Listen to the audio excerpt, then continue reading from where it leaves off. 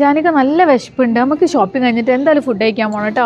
അങ്ങനെ നമുക്ക് കലീസ് പോവാം. അവിടെയാണ് ഇപ്പൊ ഫുഡ് ഫെസ്റ്റ് നടക്കുന്നുണ്ട്. നമ്മുടെ റിയാദിൽ ഇപ്പോൾ മലയാളികളുടെ ഇഷ്ടപ്പെട്ട ഫുഡ് സ്പോട്ടായി മാറിക്കൊണ്ടിരിക്കുകയാണ് മൻസൂറയിലുള്ള ഖലീസ് റെസ്റ്റോറന്റ്. നിങ്ങൾ അറിഞ്ഞോന്നറിയില്ല, ഇവിടെ ജാനുവരി 27 വരെ ഫുഡ് ഫെസ്റ്റ് നടക്കുന്നുണ്ട്.